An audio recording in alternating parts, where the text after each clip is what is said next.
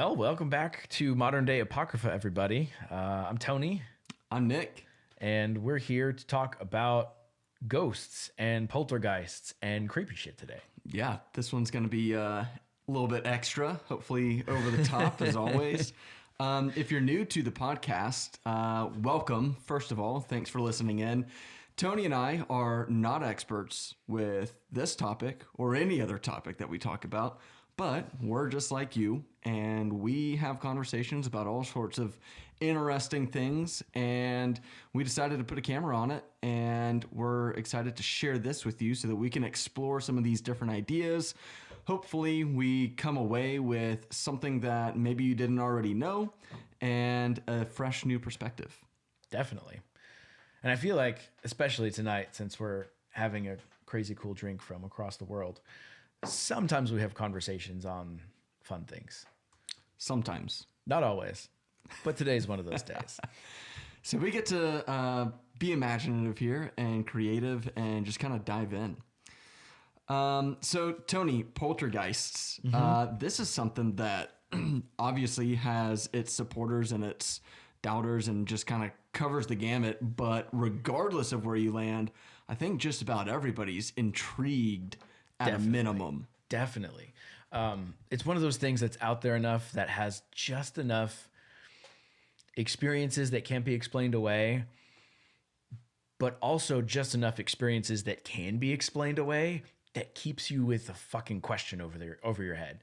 Because you can't go definitively, I know what this is, or definitively, I know this isn't that. Right. It's this nice gray area we like to play in. So question for you. Yep. Have you ever experienced a poltergeist? Fuck. No. Well, how would you define poltergeist before I accurately answer that? Ooh, that's a tough one. Because I've got a little bit of a definition that I found online here. So in my mind, a poltergeist, it goes beyond like ghost and something more like physical, like you could see it, but you see like the light orbs and things like that in people's cameras whenever they're experiencing something, or they feel a presence and it can actually interact with them, whether that means like being pushed down. That seems to be a common experience from it. I know that wasn't like a real pinpointed targeted definition, but that's what comes to my mind. Cool. By your definition, then absolutely. We've talked about before that I experience weird shit all the time, or try to hang out in these weird spiritual realms and try to, I don't chase as much as I explore now. I used to do some crazy shit. Like we went to New Orleans and jumped into a graveyard in the middle of the night, like one of the famous ones, to try to go see some shit. We went to this abandoned insane asylum in the middle of the night. And that's probably one of the creepiest things I've ever done. Into an insane asylum. So I know that you and I have talked about this and remind me, because it's been a while, but like you broke into it and there wasn't any breaking in. Like there was no doors. We just kind of walked up. Okay, so there was no door, period. And you had a group of people. Mm-hmm. What happened? I don't exactly know what we were trying to do. I was just kind of along for the ride, which has got me into some cool places, but this is probably not one of the ones to just be like, yeah, fuck it, who cares? But we went in and the graffiti was everywhere. It was all run down, like in shambles. We went up to the second floor, which in one of these old dilapidated buildings was probably not the smartest move because the floor could give out. You could fall through. Exactly. And in the middle of the night, in the middle of nowhere. Yes. Smart me was not present. But we go up there and I cannot remember. I'm probably glad I can't remember. But I remember there being some graffiti on the wall in one of these big rooms. And it was so like philosophically dark that you read that shit and was like, yeah, I fucked up. I shouldn't be here. Because that's some next level dark stuff. And it's not just your normal run of the mill blood or death or something. But it was like, I remember it being like, that's intelligent and very dark. And while I was distracted by the writing on the wall, my friends who I was with started freaking out because they both saw some sort of dark humanoid figure crawling on the ceiling towards us. Woo! That gave me goosebumps. Yeah. So we ran, and of course, knowing where we were, I didn't see what they saw. But when they start running, freaked out, yeah, it's time to leave. So we ran out, and once we got in the van, they explained what they saw. But it was also interesting too, because as we're running, and maybe it's just bullshit and fear placebo, but you felt it. And I was like, what the fuck is this? I'm running. So, yeah, that's one of them. That's more extreme. Another one that I experienced was we were in, that's when I was living in Stevens Point in a little apartment. I had a friend come over. That's in Wisconsin. Yeah, middle of Wisconsin. Actually, fun fact, it is the city that 70s show is based off of. Oh, nice. Yeah, That's Stevens pretty cool. Point and Point Place. Like it's. That But makes anyway, sense. yeah. And I was having some weird experiences with some stuff kind of moving around. And I remember one night in the kitchen, like we heard scratching noises on the cupboards. Yeah, it was kind of creepy.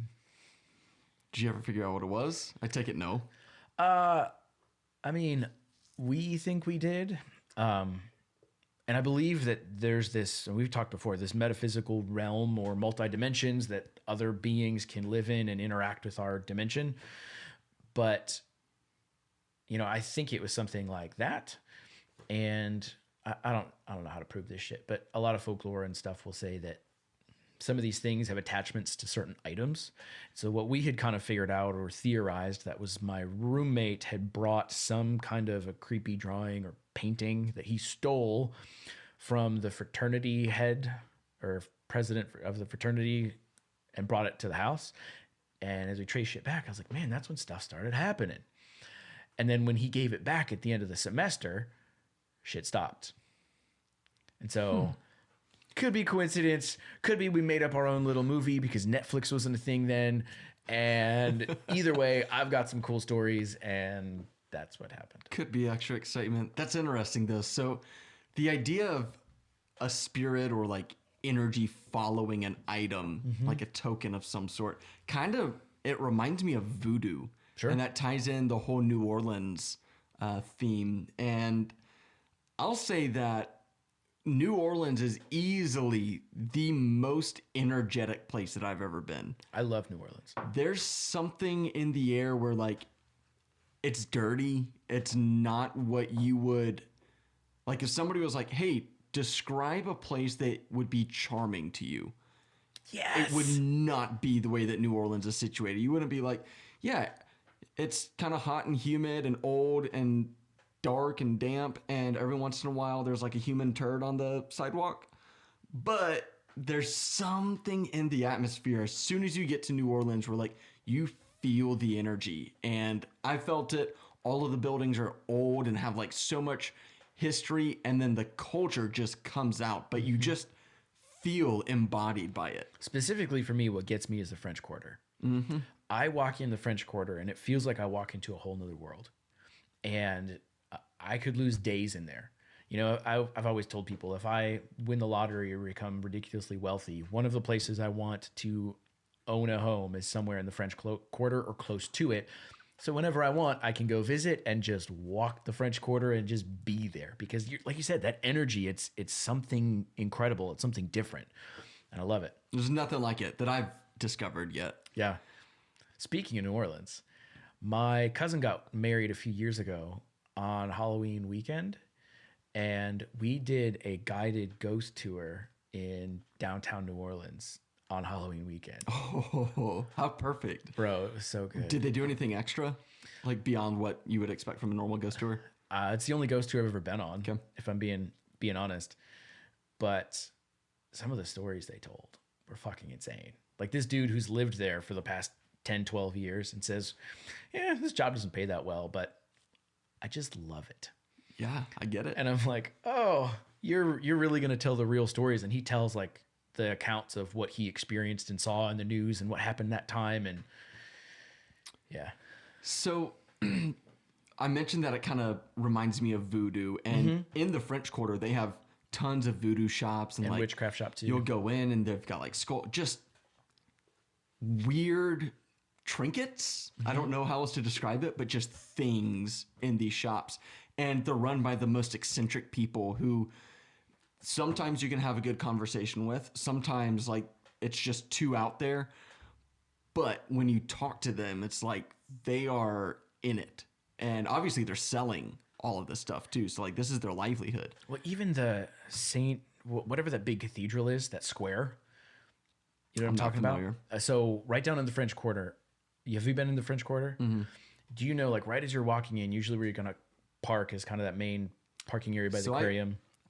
I stayed in the French Quarter. Got so walked from like there's that main boulevard that runs down, and then there's that, I don't know if you remember the building with the big blue dog painting up on it.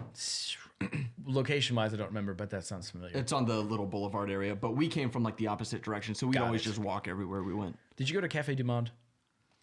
The name sounds familiar. That's where they get the beignets and the coffee. I feel like we were told to go there and we didn't. Gotcha. We were only there for one night because we were waiting on a cruise that left out of New Orleans. Cool.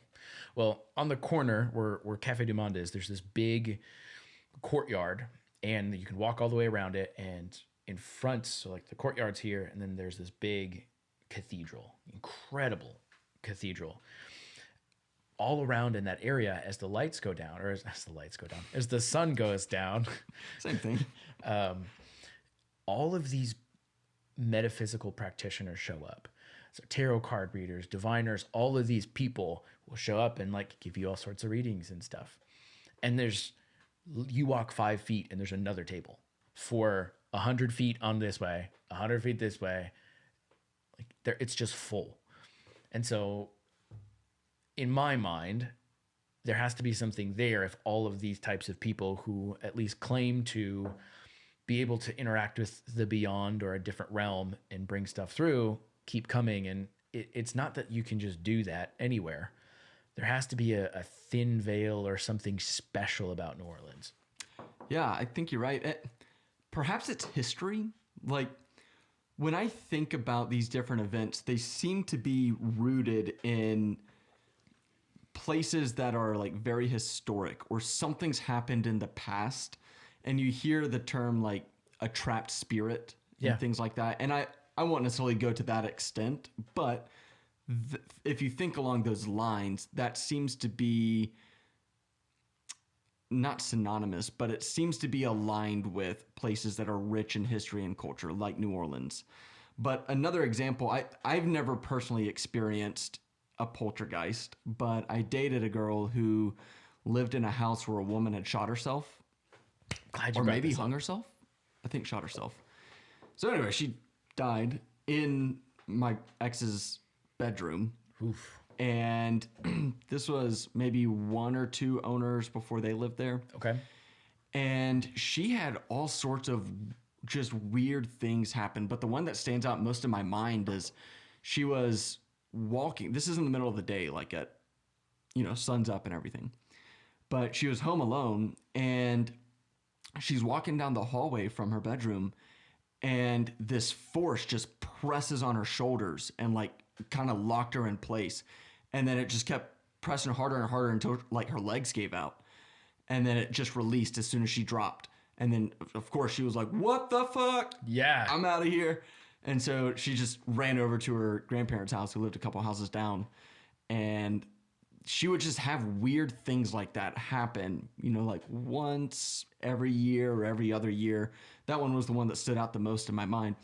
But I bring that up because it seems like poltergeists are tied to a specific event, like the woman committing suicide. It's usually some type of unexpected or brutal or sad death. Like someone hasn't finished their lifetime that they should have finished, and either someone killed them or they killed themselves. They didn't die of natural causes. There's some type of traumatic event that prevents this spirit from crossing over into whatever the next thing is, and they stick around. And it's like a sense of restlessness. Yeah. So there's that like one specific event. I guess that's the one that's closest to me just by proxy. But just like we talked about with New Orleans being rooted in culture and history, and then I have never been like super into ghosts and things like that. I'm always kind of fascinated by it, Right. but it's like beyond the realm of where I tend to focus my energy and attention. But my current girlfriend is interested in it, and she's not like passionate about it, but she's like, yeah, let's go do a ghost tour. And this is when we were in Boston. And I was like, okay, you know, we're on a little vacation, whatever, let's go check it out. If anything else, I'll get a little tour of the city, right? Yeah. That was easily my favorite event that we did in Boston. And it was completely unexpected, but like we got out in a little group, went around on this tour bus, and it was funny as hell. First of all, we would pull up next to people and we do like a countdown on the intercom with our windows down, and people would be walking on the sidewalk, and we were like, hey, see that woman in the blue shirt? All right, we're going to count down, and on the count of 3, everybody just scream. So the whole That's awesome. just scared the shit out of people. I love that. But yeah, it was funny. But Boston has so much history with the revolution really being rooted in Boston. Yep. And a lot of founding fathers and just prominent figures that have stories and backgrounds that whenever they died, it kind of it blended into what you were talking about, where like a spirit hasn't been able to cross over. And they also have I forget the significance of it, but they've got like the equivalent of Central Park, and I forget what they call it in Boston. But it is like this big common ground, but it is, I think it was like the largest mass grave or something is what they described it as. That'll do it. And it's just got like thousands of people buried right underneath this park. And when you're walking around, before I even knew that, it was just kind of like your hair stands on edge. It's a nice, beautiful day. Everybody's having a good time, throwing the frisbee, dogs, and all of that, you know, quintessential good life. But you just felt that. And then we went on the tour, and I learned that, and I was like, holy shit. It was like as soon as I crossed into that part of town, I just felt this presence. But it seems to be always tied to like different bodies and stuff. Yeah. So it's shit like that that makes me go, I know I don't understand all of it, Right. but there's something to this. And before people write off as like, oh, yep, here we go. I will say, anytime there's something fascinating that draws attention, it also draws people who are going to try to duplicate or replicate it and fake it so they in turn can get attention. I see that all the time, right? So not all of these things that we're talking about are 100%, yeah, there's something to this, because there's a lot of bullshit out there. You know, we've heard, I don't know, as I've looked into some of these ghost story TV shows where they go in and try to like see and capture some of the stuff. Paranormal activity and Yeah. things like that. Yeah. Or even because Paranormal Activity was more like scripted. It was more of a movie, where some of these TV shows, they go to these haunted locations and try to like coax the spirits out and get some type of something. Yeah. Now, what I've heard from some people who were working on that or around it, most of the time it's bullshit. And they're rigging it, and there's a string, and they're pulling it, and it's all just like a scripted something. But the few times it's not, it's really fucking creepy. And I mean, we don't know from the difference just watching the television show, but yeah, dude, there's something to all this. And most of the experiences that people have when they interact with these types of things, they're not positive experiences. You even said when you're just walking across, your hair stood up on edge and you're like a little uneasy. Your ex-girlfriend getting shoved down in the hallway. That's not something that's like, fuck, that sounds fun. Right. So my ignorance allowed me to kind of pursue a lot of these things years back before I knew what I was really getting into. And luckily, before I had too many creepy experiences, I kind of realized, like, wait a minute, what's your end goal here? To, you know, get freaked out by something in between that you can't touch, but it can touch you? Yeah, hard pass. Yeah. No joke. Like, but all right. So here's the question. Did you come across anybody who had like died or been seriously injured from a poltergeist? Or from like a spiritual entity? Physically, no. But I would say like mentally and emotionally, you can be extremely traumatized because think about having some force outside of you physically affect you and throw you to the ground or whatever. You can probably have some strong PTSD after that because now anywhere you go, something from the beyond that you've experienced can throw you down. So I don't think physically I've personally encountered any stories that way, but probably from like a mental and emotional aspect. Yeah, Most that definitely. makes sense. Yeah, it just kind of traumatizes you. And just like you said, where if a spirit is tied to an item or a token of some sort, and that's with you and you don't know what it is, Right. then it seems like this chronic problem that is a plague that follows you everywhere you go. Yep. Yeah, that's some weird shit. So my thought, what about, so we've talked about all these different types of brutal murders and stuff, or lifespans ending too early, and that's when we see these hauntings or stuff around. What about the similar types of scenarios that don't result in a haunting? What's going on there? Like, are those people who were murdered just older souls who knew what was going on and decided to go to the afterlife? Like, oh, fuck, game over, let's go respawn. And the other guys were just babies going, what the fuck? And now I'm angry, trying to, don't understand I can cross over. Or maybe that these folks, the trauma gets stuck and that's all they remember and they're trying to work out and they don't really realize they're alive or not alive. They don't realize they're dead and they're just trying to live out their life. What do you think? What's the difference? Like, what do you think's going on there? Like, I just threw out some ideas, but Maybe the Catholics just got it right and there's purgatory. so purgatory's here and we got to work that shit out here. Yeah, it's here in location, but in the spiritual realm. That's not necessarily what my actual answer Oh, would I know, be. but it's funny. Man, I'll tell you what. Personally, I have a hard time really buying this shouldn't be a surprise to you, but I have a hard time buying into like spirits actually having some embodiment that can interact with the physical world. Okay.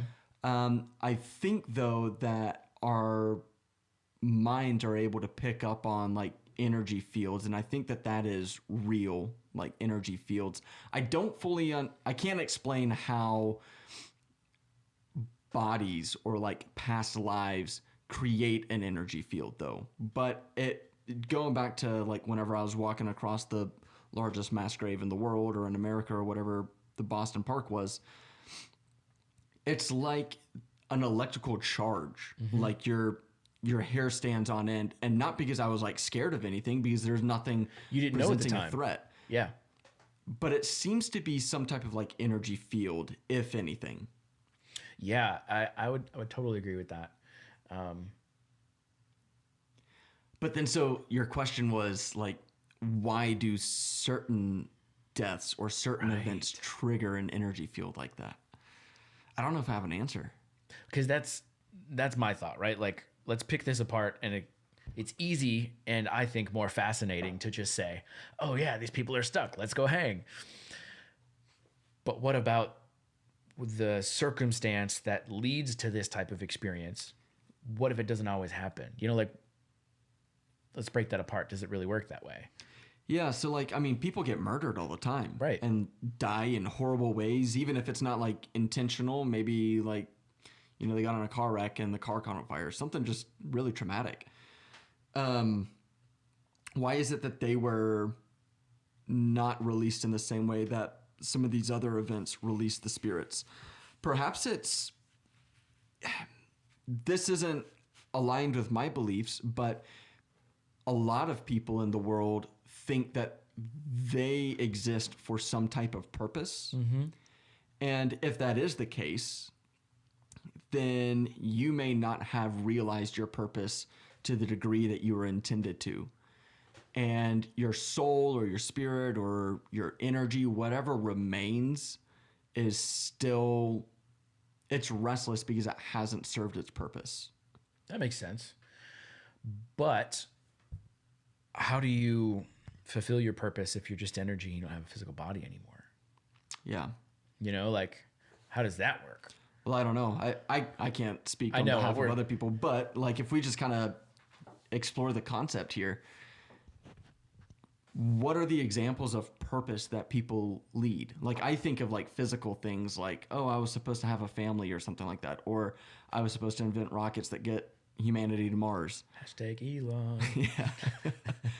But are there purposes that don't require like physical input to achieve? Can you think of anything along those lines? Not in a tangible way, but I mean, holding space or energy for whatever to happen, like there's 1,000 different applications. That's hella vague, but Yeah. there's 1,000 different applications that could be much more specific within that bubble.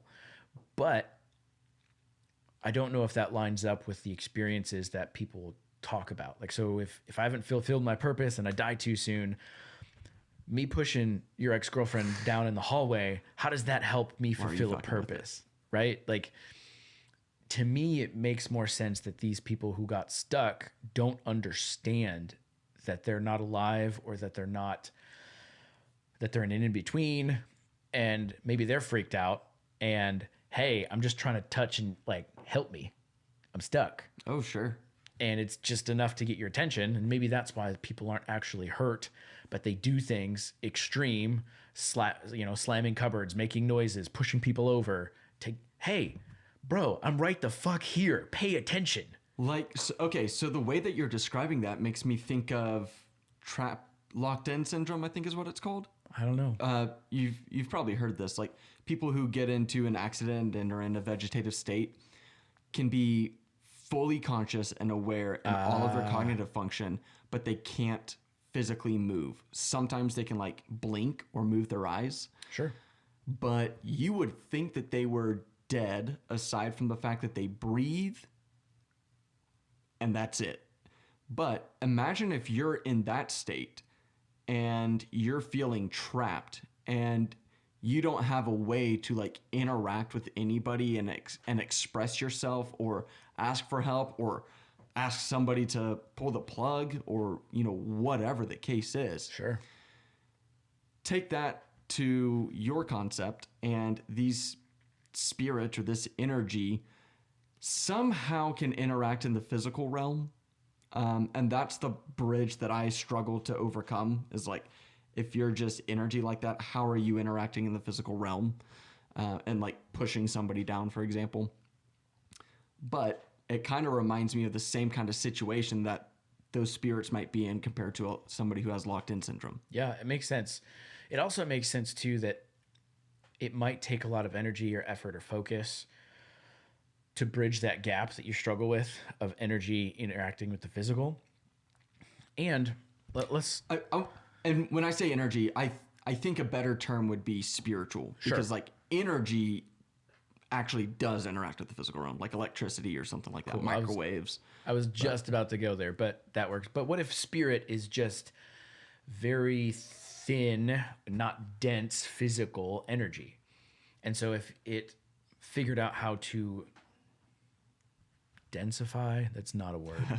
Figured out, we're going to run with it. Figured out how to densify itself enough for a moment to make something happen. And so we see it played out in movies where a superhero doesn't realize it has its abilities until it's about to die, and then boom, this crazy shit happens. It's that extreme, like, I'm so angry, or there's nothing else I can do. And then we have these events. Well, how the fuck did I do that? How did they hear me this time? Yeah. And then I'm still stuck and trapped in this other realm. So take that same thought and let me go back on my word about like energy versus spirits, and let's think about like actual energy. And you've got waves, right? So imagine you've got a wave rolling through a pond and, you know, just a small little ripple. Yeah. Well, the way that energy works is that if there's another wave that intercepts it or intersects with it, and the peaks and valleys cross at the same time, like one's moving faster than the other and it kind of, you know, swallows the other wave, it amplifies that peak or it amplifies that trough. And so if you're thinking along the lines of energy, that amplification could be those moments where it passes the threshold of like how much energy it needs to actually push out into the physical space. Right. And that's where you have those events. And that's the difference between you just sensing it with your hair up on your neck if you're paying attention or not paying attention versus something happening without you even trying to pay attention. Could be. I like that theory. Cool, we figured it out. All right, next week on Modern Day Apocalypse. Is that it? Is that the one? Shit, no. Yeah. Have you personally had any? I know you shared the couple of like Boston and stuff like that, but you ever had anything where something's interacted with you? No, nothing came to mind, and I thought about it before the episode, and I've also been like very dismissive of it, and so I wouldn't have opened my eyes and used that as an explanation for an event to begin with. Sure. So it doesn't stand out to me. That doesn't necessarily mean that it hasn't ever happened, but nothing came to my mind. Gotcha. Yeah, it's crazy. So we talked about this at the very beginning. There seems to be two camps of people: your believers and your non-believers. Sure. And I feel like we're a pretty good split of that, where I fall more in the believer camp and you fall more in the non-believer camp, and that's why I love our fucking podcast because it's balanced as hell. So some stuff, as I was doing some research for it today, it's easily described as a natural phenomenon, as whatever happening. Or they saw that there were children who, wanting attention, would throw toys and shit across the room just to freak out and annoy the parents when stuff really went in to be investigated. Oh, that's not as fun. They're looking back on that. It's like, okay, well, you little bastards. Yeah. And again, my comment earlier of like the copycats. Oh, well, this thing happened and maybe that one extreme phenomenon was real.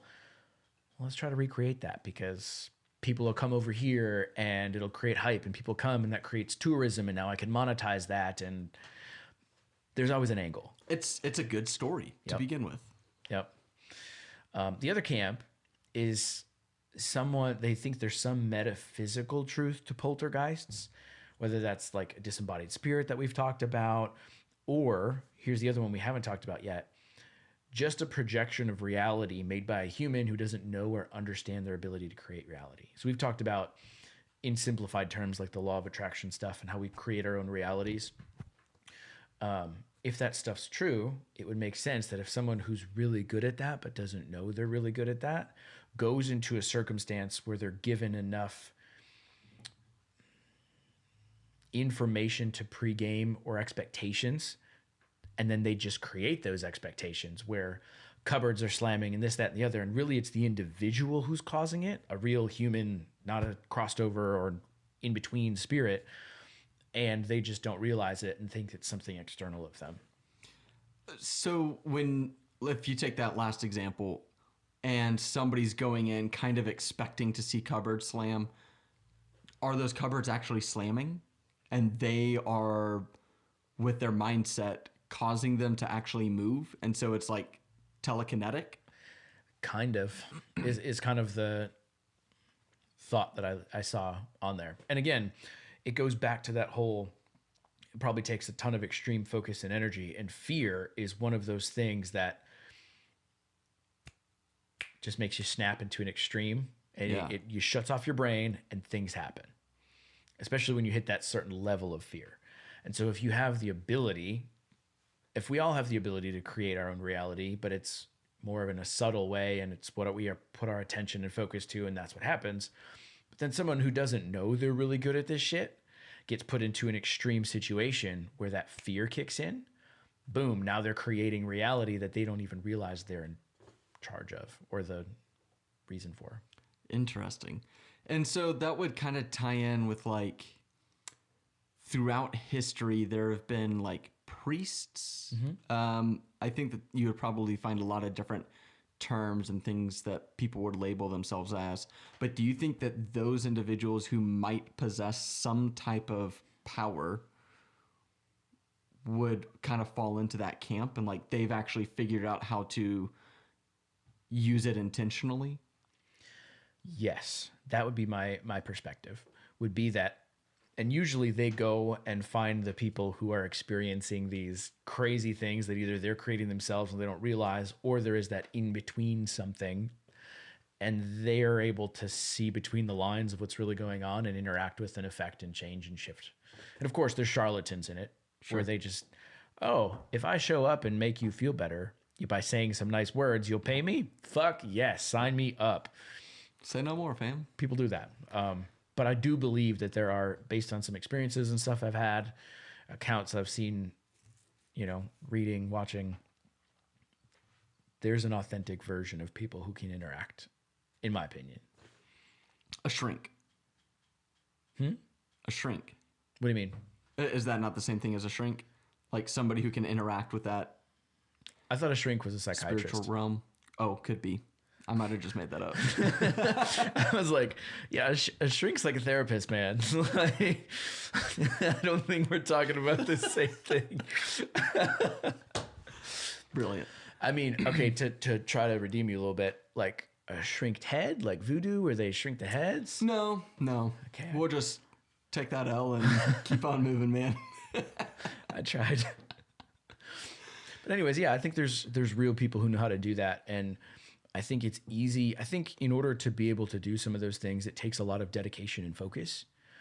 And in our fast-paced shit, it ties into the meditation stuff. Yep, where that's we exactly what was on my mind. where we get the same type of, you're crossing a realm, and instead of these crazy, weird energies that are interacting and shit's flying off the walls, it's just this lightness, and maybe you get peace or direction for your life, whatever. But it takes a while in that dedicated focus. I think that's the same type of realm, just the good versus evil isn't right, but maybe light and dark aspects of that same plane of existence. Yeah. So that was actually an interesting thought, though, like the light versus dark, good versus evil. Why is it that it always seems to have some negative intent behind these events? Like it's associated with horror. Mm-hmm. Not with happiness and excitement. Well, some people would say that that this whole human experience is duality, right? So without good, evil, happiness, sadness, fear, pleasure, there's no contrast. And so there's no value for one or the other without the other. As happy as you've been, like if you imagine as happy as you've ever been, the most ecstatic you've ever felt, that probably would not feel as good without having the contrast of emotional color of being the most terrified you've ever felt. Sure. And now I'm not saying go freak yourself out so you can be happier, because that's just fucked up, but I'm talking about having a color palette and contrast in every aspect, whether that be emotional, actual color, whatever.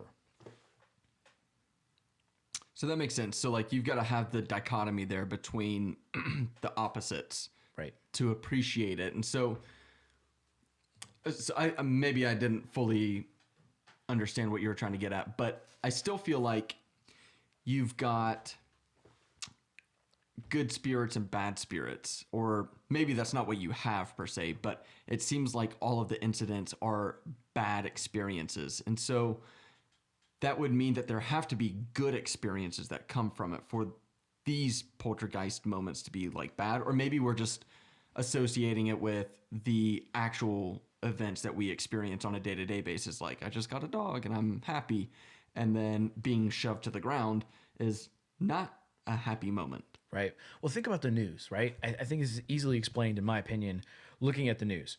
What really gathers people's attention and makes them remember, and it's fear. It's clickbait. It's the shock. It's the awe.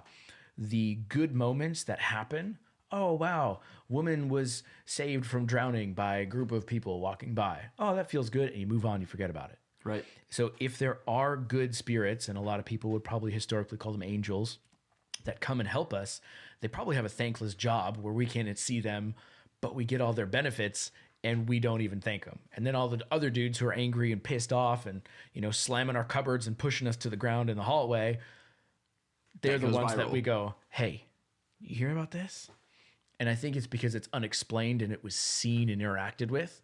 Whereas we'll just call it angelic realm, it's not seen and recognized, and so therefore we don't have to be afraid of it or try to whatever. Got it. Yep, that makes sense. Do you think that this bleeds over into like Bermuda Triangle type stuff too? What do you mean? So, are you familiar with the Bermuda Triangle? Oh yeah. I'm just like, what angle are you taking, man? Like, This I'm guy, ready. he's got a PhD in it. No, going back to the beginning, we're not experts. So, when we think of poltergeist, it seems to be more of like a human type spirit or energy. Like that's, we personify it. Yes. Whether it deserves it or not is, who knows. But when it comes to like the Bermuda Triangle, you have all of these unexplained events and things that happen, and there are different theories that make sense from like a scientific or physical explanation. Which are? So, for example, like ships that sink, there are massive pieces of like decaying plant matter that form on the bottom of the ocean. Like think about like a massive kelp forest. Sure. And it can cover miles and miles. And as that kelp dies and decays, it falls and it rots, effectively composts, like what happens up here on the surface. But if there's too much kelp and stuff over it, then that composting and all the gas that it releases can just get trapped until it just kind of builds and builds, and then it just erupts.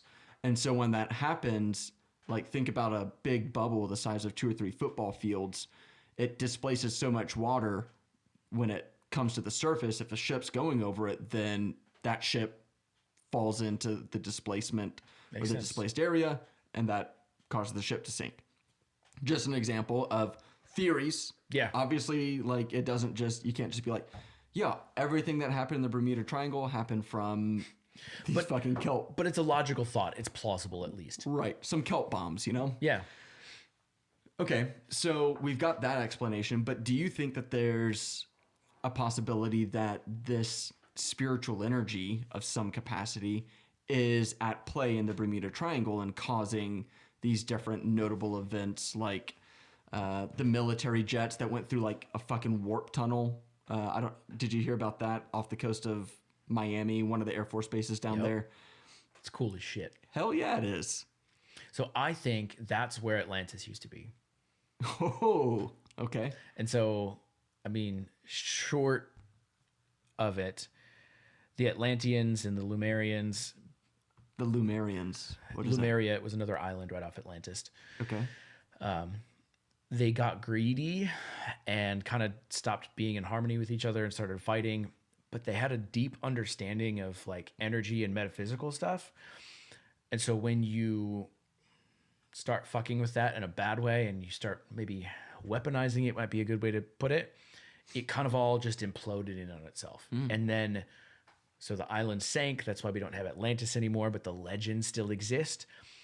But because of all of that metaphysical stuff they were doing and that all sank, there's still remnants or effects from that time warping, dimension traveling stuff they had access to that still affects the world today in that area, because that's where it was. So let me just kind of recap this and see if I can get aligned with you here. So your thought here is that Atlantis, who knows how long ago this civilization existed, was around, and it was exposed to advanced technology. And I use that term somewhat loosely, technology, but it's like they knew things that we don't know today. Right. And when that civilization fell, the knowledge and energy that they possessed, or the rituals that they were performing, or the different actions that the civilization was taking, is still causing like aftershocks of some sort. That's a good way to put it. Basically, whatever they did, they reached too far in a way that they couldn't sustain it. So we look at like modern day movies today where, oh shit, we overclocked the reactor and now it's going to implode and be a big explosion. Now, magnify that to a dimensional level and the whole civilization implodes in upon itself. Whatever it's still opened and affected, those dimensional portals, those warp tunnels that the fighter pilots passed through, that's all still affecting in that area. And because, have you seen Marvel's Into the Spider-Verse? No. Damn it. Okay, well, in there... Sorry to let you down, man. It was going to be really easy to explain. But in there, basically something happens, and all these different multiverse Spider-Mans all show up, but they're glitchy. And so sometimes they're like, wait, what happened? And stuff's kind of glitching out. I think that's what's happening in the Bermuda Triangle, is that there's some type of multidimensional link that's not fully balanced or harmonized, and so stuff glitches. And so that's why when you see, it's not all the time, but sometimes these planes have taken this flight for however, but that day there was a glitch, and it hit the glitch and came back through, but then it was gone. And same with all of these missing ships, both planes and boats. They go through and they caught a glitch, and they went to a different dimension, or whatever happened in that glitch fucked up their craft enough, whether it be just their navigation instruments or, you know, maybe it lifted them 100 feet in the air when it went through the portal, and then it came out, and then that crash caused whatever the fuck happened. I think that's what's going on in that space. Interesting. Okay, so that ties back to like the whole energy thing, because we hear about all these stories about like their navigation instruments were impacted or their electronics were. And so that can be caused by, you know, like magnetic fields, that can be caused by electrical signals and different impulses. Solar flares can cause issues with that. Most definitely. Does that tie into poltergeists? Like, is that the same realm that we're talking about here, do you think? I think it's all connected, but I think when we're talking about almost everything you said but solar flares, like solar flares, they're not going to hit the Earth in the same spot because the Earth is always spinning. So when we have these consistent, localized events, I think we can rule out solar flares there. However, I know that solar flares do weird shit, and that's cool. Well, so I was going to say, when it comes to solar flares, I don't know this to be true, but the Earth has, you know, a magnetic field and it's centered around the poles and whatnot. But perhaps when the solar flares hit Earth, regardless of where it's at, because we have that magnetic field, it disperses the solar flares, and perhaps that's like a weak spot, like akin to the ozone. Sure. And not the same thing, because the ozone is allowing like additional heat energy or UV radiation to penetrate the atmosphere. But think about that on a magnetic concept. Yeah, it's like a shield. Yeah, that it bounces off. And the Bermuda Triangle could be a weak spot there. That's a cool theory. I dig that. And so it's inconsistent, because if the solar flare hits the weak spot, then we have weird shit happening. But if the solar flare doesn't hit the weak spot, it's business as usual. Or it's diffused around that. So if you have like a big solar flare and it hits like Tokyo, for example, you might have electrical issues, but it spreads and it's absorbed in that weak spot. Because those assholes, those assholes in Atlantis were doing some fuckery, man, and they messed us up. Yeah. Okay, I can get behind that then. Fair enough. I'm just out there, man. I'm just brainstorming. No, I'm just trying to make sure that I can wrap my head around it, and I think that's plausible. Especially, I think for the solar flare thing to be plausible, it has to be a big, big space like the Bermuda Triangle. When it's a physical building, I think that's more probably somebody, you know, this individual and had a traumatic event and their spirit is stuck, if that's what really happens. That makes more sense to me. Cool. Damn, I love these convos, bro. Do you think they're stuck in that same metaphysical space that you're talking about with like Atlantis, though?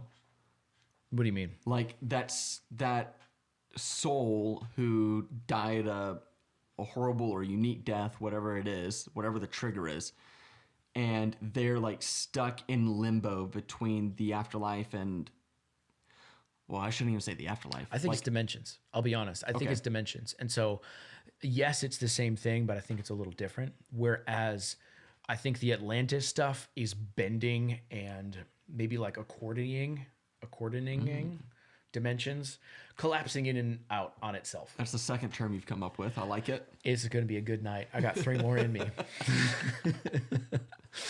I don't know if that's true, but we'll go with it. Everybody help Tony out to hit his goal of 5 new words.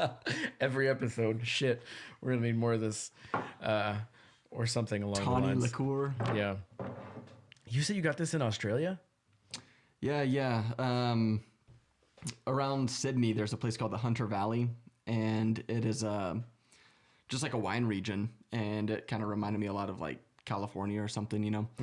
But this place, Carillon, I don't know how you actually pronounce it, but looks like it. They had this wine and a lot of different wines, and we did a little wine tasting there.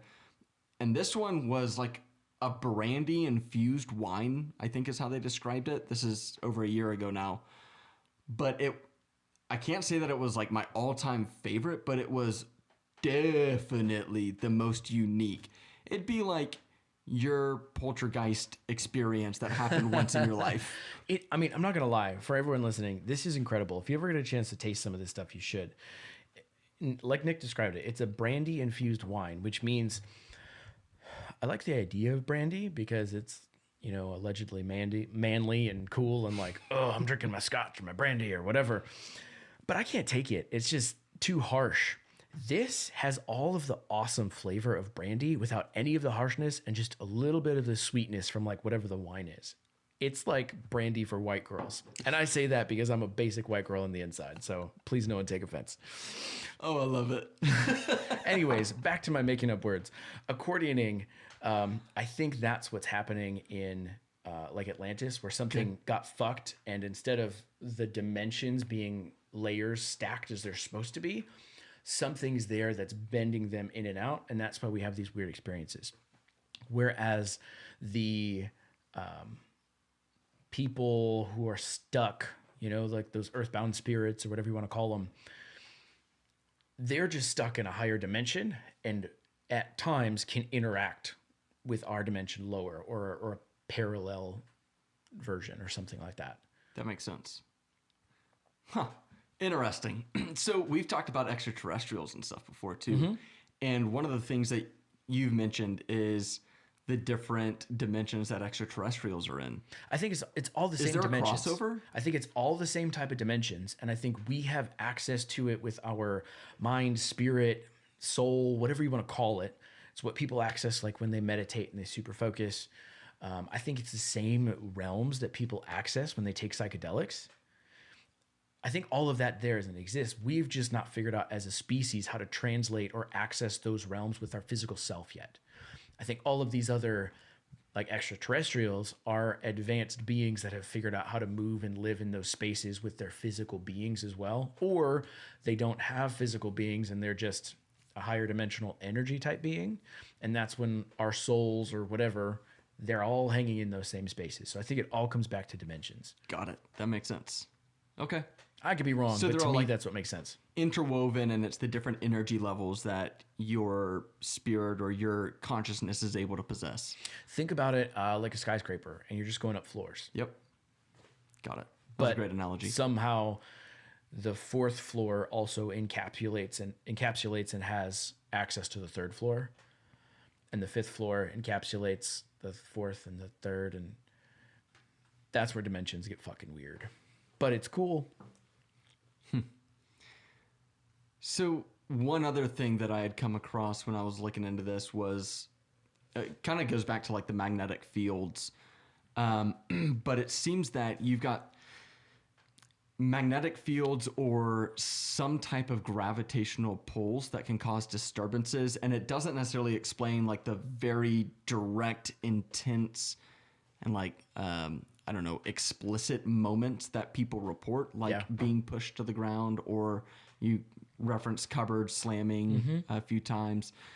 But when it comes to like the different orbs and stuff that people see on cameras and some of those different phenomena that are not explainable in modern times, there are some theories that suggest that like the water in the reservoirs underneath Earth can disrupt the gravitational field, or similar concepts can potentially occur with magnetic fields, and those can cause weird disturbances with some like camera equipment or like different electronics and digital. We were talking about the navigation systems of planes and ships and things like that. I think that's an interesting idea. Like, we're not fully aware of what's below us, and it could be very possible that the Earth itself is causing waves of energy to be released as it spins. You've got like a molten core underneath it, and that's expelled through magma from volcanoes. But then that molten core also has like a lot of iron, which is very magnetic, and it can, your, if you spin, what is it? If you spin magnets, maybe? I don't know where you're going. Ooh, I'm not sure either. But so spinning objects can release energy. Oh, okay. And so when you've got like a big molten ball of iron that's spinning and rotating at the center of the earth, which is what we think is probably happening, that inertial momentum can interact with the surface in like really profound ways that are unexplainable. We don't have a way to go and look into it because it's kind of like a solar flare. We don't necessarily like see one coming at us. It just is happening. And it could be happening from within as well, and influencing and creating some of these weird little moments that people describe. Are you familiar with Schumann frequencies? No. So you can go online and just Google Schumann frequency. There's some type of a special equipment that measures for the frequency of the Earth, and it's called the Schumann frequencies. And as is exactly what you're talking about, it measures the frequency of the Earth, and you can see it spike and go crazy in different things. So sometimes it's completely in line with like solar flares. Sometimes it's other stuff. Some people in like the metaphysical community will say that it's the Earth like evolving as we're moving dimensions, which is a cool theory. But I think what you're talking about makes perfect sense. Going back to your magnetic thing, or if there's spikes in magnetic energy, I think that goes back to the dimensions, where if something's more magnetic, it now is able to pull higher from dimensions, and you get that same accordion effect where you have maybe dimensions 4, 5, and 6 pulled in and crossing the veil for a minute, and then it pops back out. So and it's due to like energy levels that's causing that's triggering it. Think about the magnetism, right? Magnets attract. Got it. Or Yeah. repel. So if the magnetism or that attraction amps up so much higher than normal than we're used to, these dimensions that normally maybe are outside of our perceived reality because of I don't know how this shit works. I'm just making shit up. But if it's sitting out there based on our current reality and the certain gravity levels that we're experiencing, but then that gravity or that magnetism amps up, now some of this collapses a little bit, but then it resets to where we're normal, and then all of these phenomena happen. Right. And so those are kind of like at the extremes of the magnetic events and things like that. Right. That makes sense. Long story short, we don't fucking know, but we said a lot of cool things tonight. Before we wrap up, I had one other thought. We as humans do a lot of ceremonial things and rituals. Absolutely. Like burial. Kind of putting you on the spot here, but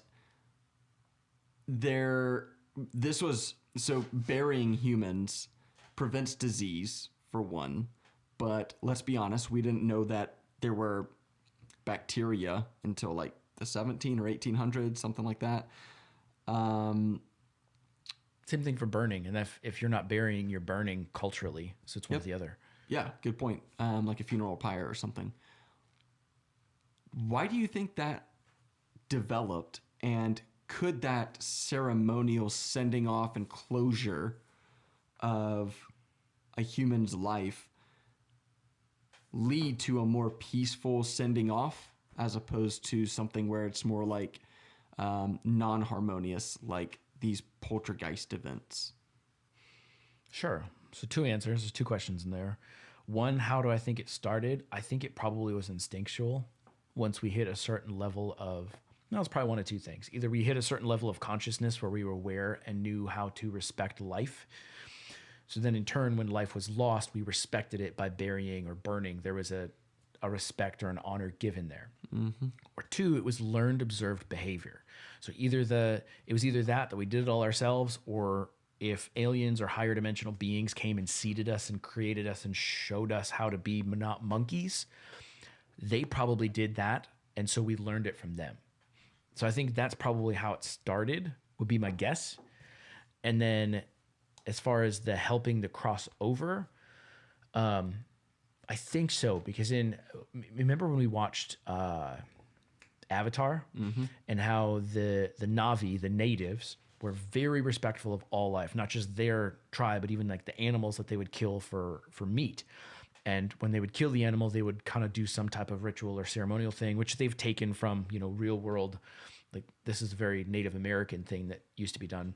They would respect that life and send it, back, and, really use all of the animal, whatever. So I think, yes, there could be that respect, and that could help that transition, especially when you think on a lot of these horrific deaths, whether it was, mass graves from war, or, crazy events like, a murder or a suicide. That's the opposite of respect. That's negative respect.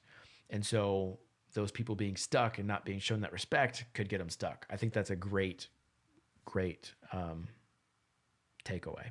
Interesting. Yeah. So the respect results in closure, and that can potentially, I mean, all of this is a little bit abstract, Of course. that can disrupt the normal flow of a being or an entity from this dimension to the next. Well, think about, let's just assume for right now that reincarnation and multiple lives is real. If that's the case, and you've had previous lives, and then this is just one experience that's ending, being shown that respect is almost like it could be triggering an alarm system in your mind, or like triggering some code that's in your spirit to say, oh, this experience is done. It's the ending scene on the credits. Got it. So the movie's over. Without that, sometimes you just get it because you've done this enough times, and I don't have a body anymore. Time to go back to spirit world, or wherever the fuck I go. I know what's going on. But for someone who maybe it was so traumatic and they didn't realize the transition, sometimes that burial and stuff can help, and that honor and respect. I think that's a great, that makes perfect sense to me. Interesting. Yeah. And so like we could have been taught that, or we could have just kind of figured it out as common sense, or maybe not common sense, but what's become common sense now, and just a very mainstay of human culture. Well, I'll ask, do we observe any animals that bury their own dead? Not that come to my mind. Like, I'm not aware of any. They sometimes eat their own dead. Yeah, but that that's seems different. to be more like a survival, like, I don't know, there's some calories sitting there. Okay. Eating, you die right now, I'm hungry. Eating you's not showing you respect. Right. Right? So I don't think it's the same thing. So I think there's something special there about showing respect to the dead. Tony, I feel respected knowing that you wouldn't eat me. As far as I know, let's be honest, as far as I know, I've never tried human meat. As far as I know. Who knows what the fuck is in hot dogs, bro? I've been to Taco Bell a few times, man. Or Chinese restaurants. You never know what kind of meat that is. I love it. It's great. I mean, I used to. I don't eat meat anymore. But still, who knows? I could have eaten human flesh and not had a fucking clue. That's what's up. But it's not my jam. Not on purpose, anyway. Not on purpose. Don't worry, I wouldn't eat you, bro. Well, we hope that you guys wouldn't eat us either, and we really appreciate you listening in. Tony, anything else that you want to mention here with the Poltergeist episode? No.